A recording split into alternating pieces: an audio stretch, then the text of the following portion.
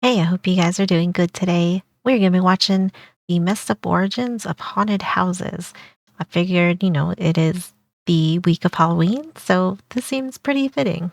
If you do get a chance, I'd appreciate if you can leave a like and subscribe. It helps me out a bunch. And I will have John Solo's video linked in my description below, so be sure to go give him a like and subscribe. He does a really, really good job with these. All right, let's learn about the history of haunted houses. Before we get started, let me know if you guys like going to haunted houses or not, or if you are not a fan. It's been a while since I've been to one. I personally kind of enjoyed them now, probably in my older years, not so much because I just don't really want to be around people. But I did go like in my 20s or so. I do remember going to a few, but nowadays I think I'm happier just staying home.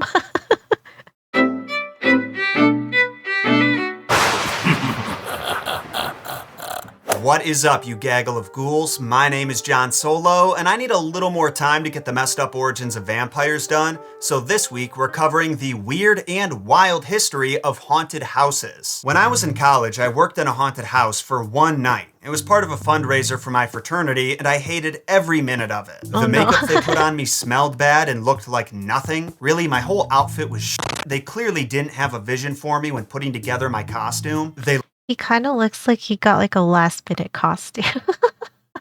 No offense, but yeah, kinda. My whole outfit was shit. They He clearly got, like, a didn't have a vision last-minute. for me when putting together my costume. They locked me in a cage for 6 hours, a cage that was in a Oh. room designed to look like Jeffrey Dahmer's slaughterhouse, and for 6 straight hours, I had to bang my hands against the cage as guests walked by and beg them to help me. But that wasn't the worst part. The worst part was when one of the customers broke the handle off the cage, the door swung open, and he said, "You're free," and then ran into the next room. And I thought I mean, you can't be too mad at the guy, maybe he really was scared.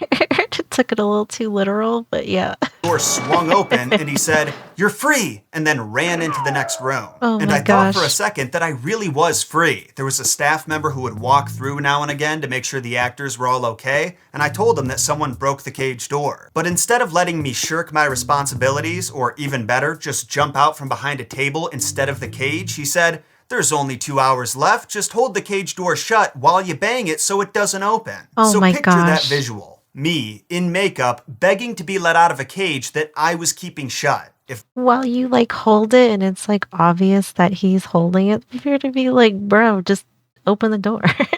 me, in makeup, begging to be let out of a cage that I was keeping shut. If that doesn't sound scary, that's because it wasn't. I scared no more people that night. Anyway, in my Yeah. opinion, haunted houses are kind of like nursery rhymes.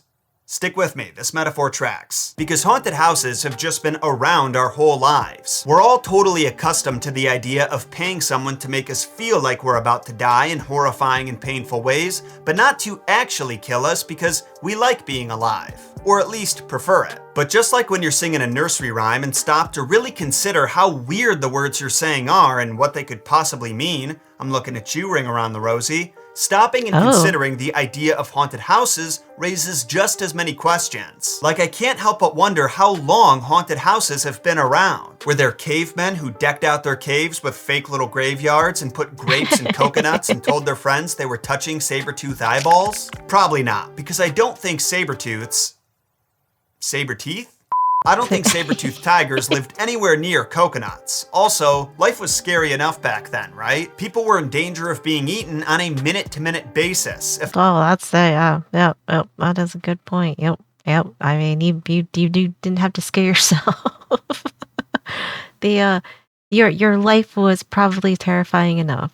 they wanted an adrenaline rush, they just had to take 2 steps outside. No, it actually turns out that the first business to ever open with the objective of giving people the creeps and satisfying their morbid curiosity was, impressively enough, a business that is still open to this day. I'm talking about Marie Tussauds Wax Museum. So you know how every Oh, so okay. So I mean, I think we all know what this museum is. I remember it. I remember going to a wax museum when I was a kid though, and it did kind of scare me.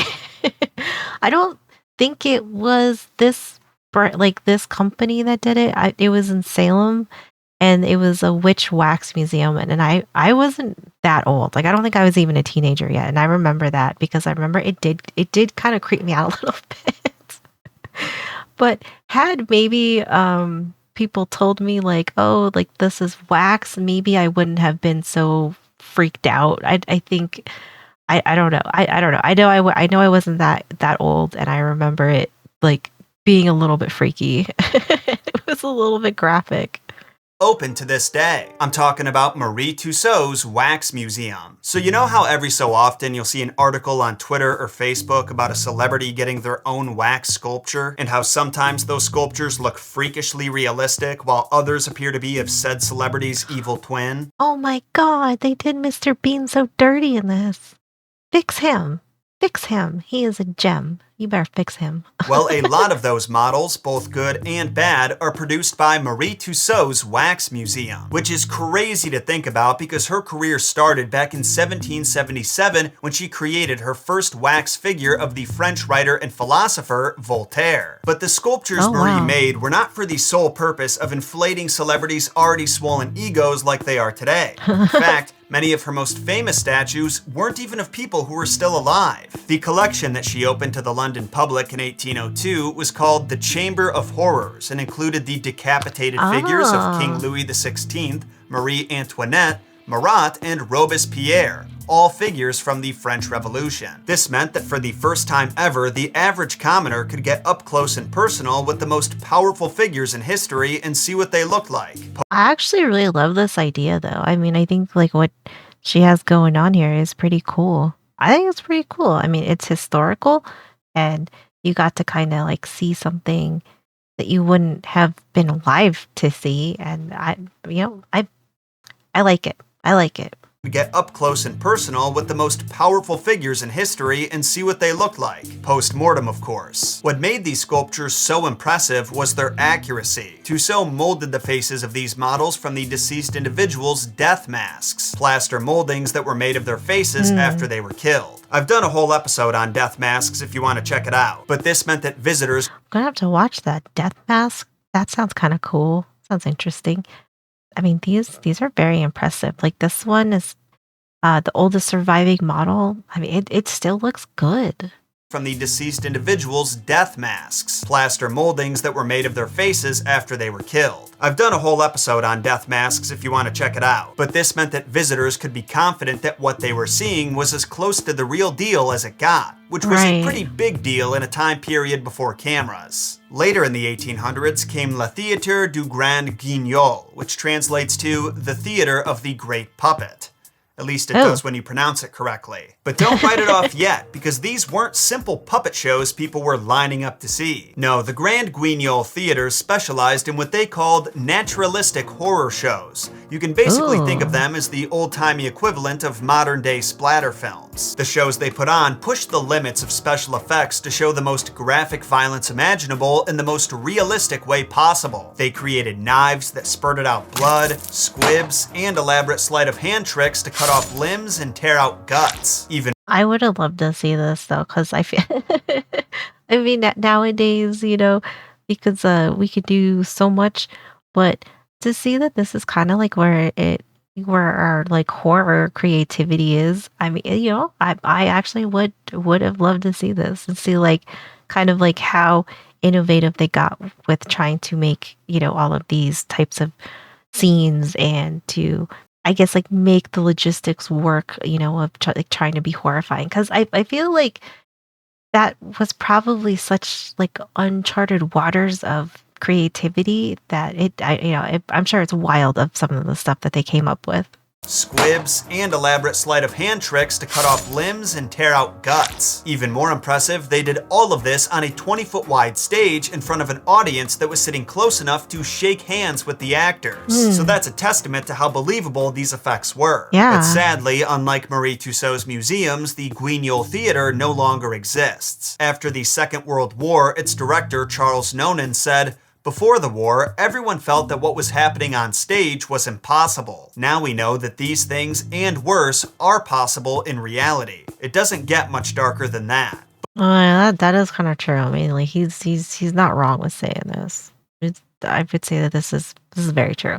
But while people no longer wanted to be exposed to ultra-realistic depictions of violence and death, they did still enjoy being spooked. And this is where the world's first commercialized haunted house comes in. The Orton and Spooner Heyo. Ghost House opened in London in 1915, and for the I love this. Is this it? I love this. I mean, even if it's not it, I love this. I would put this in front of my house. first time ever, guests could do exactly what we do today. Get up close and personal with the unknown and frightening, and come out safely on the other side. In Heck nearly yeah. complete darkness, visitors would walk through a maze of moving floors that blasted out air and vibrating walls that could collapse at any moment. The house doesn't feature the usual modern gimmicks like costumed actors or models of ghosts and goblins, but it sure was enough to give 1920s Londoners the heebie-jeebies. I mean, I bet. I mean, this is going to be like an aesthetic that people are not used to seeing. So I think that alone could definitely be very off-putting to people. I absolutely love this. I love this. Now, believe it or not, the popularity of haunted houses here in America isn't solely the result of capitalism doing its thing. Sure, the money-making element would be a nice byproduct down the line, but originally these things were put together for the sole purpose of public safety. How exactly do haunted houses and public safety correlate? I had the same question, and I'll give you the surprising answer after a word from our sponsor, BetterHelp. I don't know about you guys, but pretty much every time I've gone through a haunted house, I've needed emotional and mental support straight away. I couldn't tell you what happened during my childhood, but something about the smell of rubber masks and corn syrup takes me to some dark places. Oh. But hey, we all have insecurities, right? We all have trauma, and some of us need help with how to carry this baggage. Clearly. In my experience, it's extremely helpful to speak with someone about what's ailing us. Getting to vocalize these issues somewhere outside of our mind and receive non-biased feedback makes our inner demons so much easier to confront. That's why I like BetterHelp. They're a fantastic service that connects you with professional and licensed therapists who want to help you become a better problem solver. All you have to do is answer a few questions about yourself, and in less than 48 hours, BetterHelp can find you a therapist that fits you best from their extensive network of board-certified providers. And if you happen to not click with your therapist like you were hoping, you can switch at any time. It's also easier than ever to speak to your therapist. You can do phone calls, video calls, or even direct message, whatever method you are most comfortable with. Whether you need to offload some stress, help with anxiety and depression, or recover from trauma, therapy can get you where you want to go. And I can get you a discount. Just go to betterhelp.com/JohnSolo to get 10% off your first month. That's betterhelp.com/JohnSolo. Better Every scared year than on Halloween, sorry. our homes are visited by ghosts, goblins, and demons from other dimensions who present to us a choice. A choice that could either take our lives to the penultimate or send us spiraling into the pits of hell. That choice is a deceptively simple one. Trick or treat. You see, this choice is actually a threat. If one denies their visitor a treat, they shall go on to be tricked. And it was these This is true. That is true. It is kind of a threat. Yep. Like give me candy or I'm gonna throw cabbage at your door. tricks that led to the creation of haunted houses. Let me explain. Pulling pranks has been a staple of Halloween since the very beginning, but there was a time in North American history where the youngsters took their pranks too far. Instead of continuing their mostly harmless pranks like stealing a gate off someone's fence and putting it in a nearby tree, or laying a prop dead body on some railroad tracks to stop a train, they just decided to destroy property. It was Halloween night in 1933, in the midst of the Great Depression, when a group of 200 boys vandalized their town. 200 boys. Oh my God. Yeah, I was the town even left standing after that. Oh my God. Flipped over cars, sawed down telephone poles, and opened up fire hydrants. Sawed down what the hell? Oh my God. What in the world? These are gremlins. Those are straight up gremlins I got out.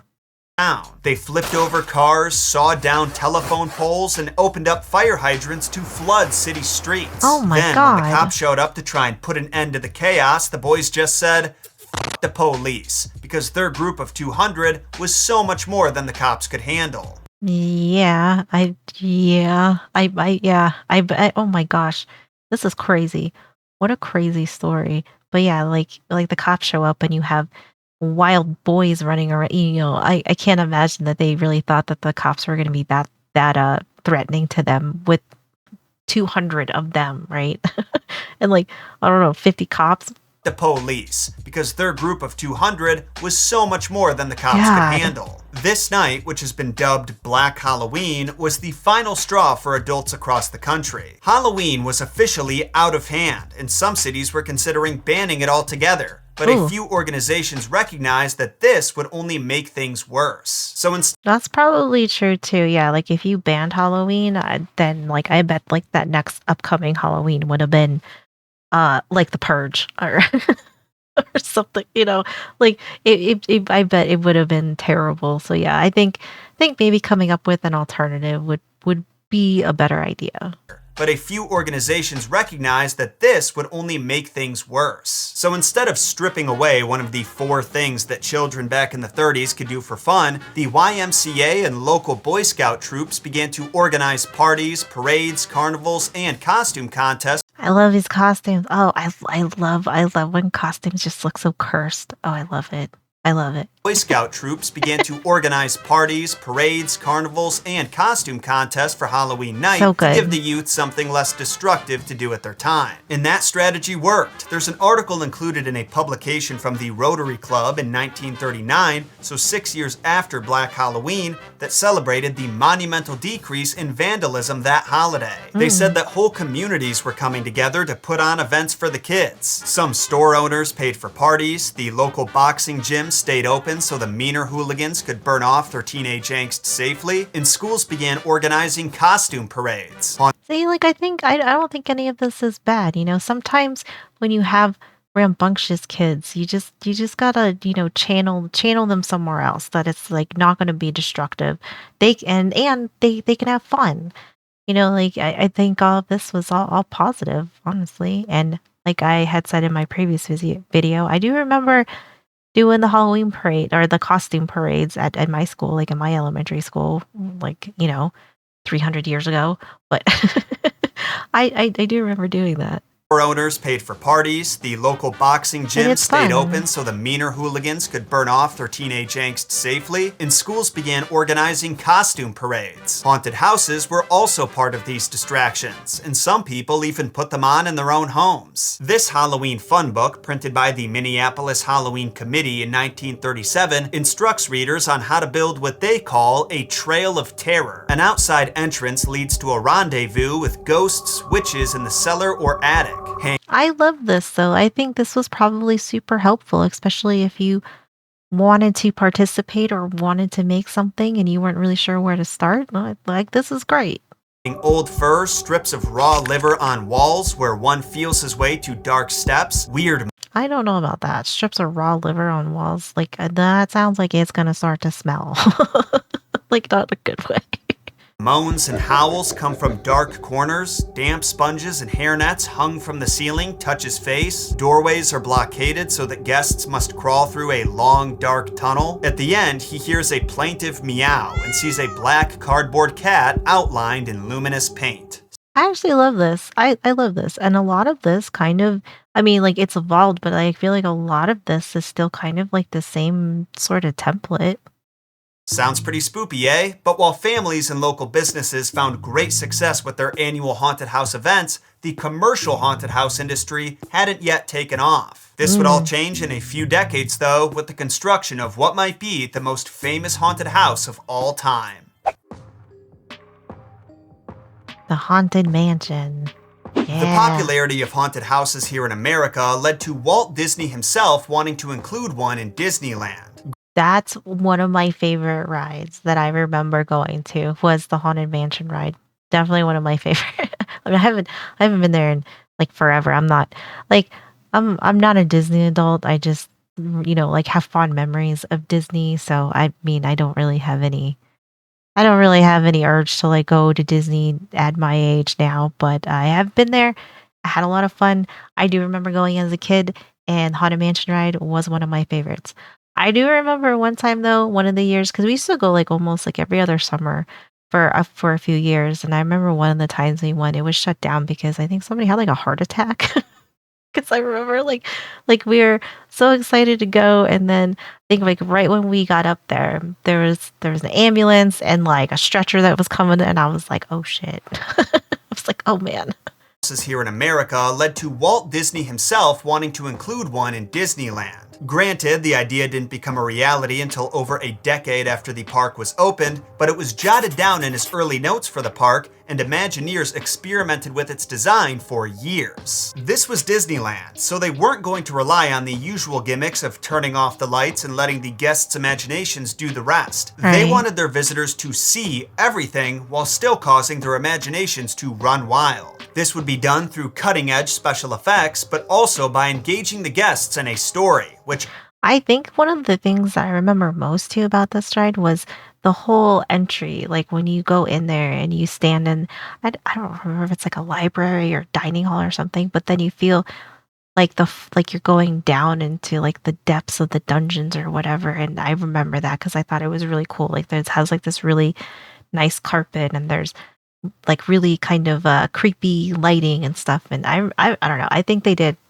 like an awesome job with this ride. done through cutting-edge special effects, but also by engaging the guests in a story, which originally was about a sea captain who killed his nosy wife, then hanged himself after her ghost haunted him into insanity. Funnily enough, the hanging man visual they'd envisioned way back then would go on to be used in the mansion's final design, though in this version, the man hanging is the ghost host narrator. I'm sad to say that Walt Disney passed away a few years before the Haunted Mansion opened, so he never no. did get to see the completed project or how much his guests enjoyed it. But Oh man, I didn't know that. I didn't know that. Dang, he didn't even get to see it. Oof. so he never did get to see the completed project or how much his guests enjoyed it. But maybe his ghost did. Regardless, the impact he had on the future of Halloween entertainment would never be forgotten. Lisa Morton, author of Trick or Treat, A History of Halloween, writes that a lot of the professional haunters will point to one thing, and that's Disneyland's Haunted Mansion. It's the start of the haunted attraction industry. The popularity of the You know what? I had no idea that he was the one that kind of laid the groundwork for this. I'm not surprised by any means, though. I mean, like, the stuff that has probably come from all things Disney, from one way, like the way that they've kind of branched off in like very interesting ways, does not surprise me that, this is like another thing to add to that list. Haunted Mansion. It's the start of the haunted attraction industry. The popularity of the Haunted Mansion showed that there was real demand for this kind of experience, and the technology that Disney used caused those wanting to make a name for themselves in the industry to step up their game. They of course would not be able to copy Disney's most cutting-edge effects because of the price and patents, but it gave them a reason to move beyond the simple ghost in a sheet type stuff. If they could provide a more believable experience, they would make more money. Simple as that. From this point onward, commercial haunted houses and other immersive scary events would continue to grow in popularity. I kind of like that nowadays you kind of have a huge variety of different kinds of haunted houses you can go to. I do like and appreciate that, like Not Scary Farm and Universal Horror Nights or whatever it is. A lot of them seem like they are very family friendly in a way of like, I think for your older kids, probably like 10 years to teenage years, I think you could like really have a good time with this. And then nowadays they have like 5 haunted houses that you can go to. So you can like make a whole night of this. And I think, you can have like a good night with your kids because none of them seem like they are too grotesque or too much that I think it would be like inappropriate for, you know, younger kids to have to like look at, I guess, or experience. I don't hate haunted houses though, so I think they are cool. I have a big appreciation for them. Haunted houses and other immersive scary events would continue to grow in popularity. Other amusement parks like California's Knott's Berry Farm started hosting their annual Knott's Scary Farm event in 1973. Universal Studios would join. I didn't realize it went back that far for Knott's Berry Farm. That is from the 70s. Nice. annual Very Knott's nice. Scary Farm event in 1973. Universal Studios would join in on the fun in 1991 with their Fright Night celebration, which is now known as Halloween Horror Nights. And Oh, then yeah, there's that's the what it is. smaller, more local haunted houses. In And Vegas just opened up a haunted house one too. It's like three, I think it's three haunted houses you can go walk through, and it's open year round. And I think that one looks really cool. I don't know. I guess I've always thought haunted houses were pretty cool. I kind of like the vibe. In 2015, the Haunted House Association, a trade group of haunted house operators, estimated there are roughly 2,700 haunted houses operating in the United States today. 2,700. Oh my gosh, that's actually pretty cool though.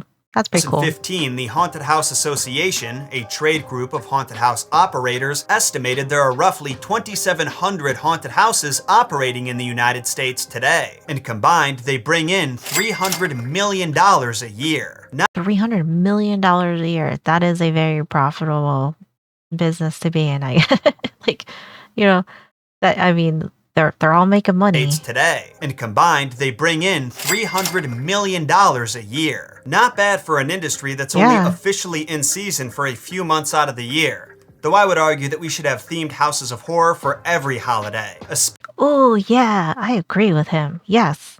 Yes. That should be a thing. I agree. out of the year. Though I would argue that we should have themed houses of horror for every holiday, especially Kashmir Pulaski Day. Come on, Chicagoans. Who's with me?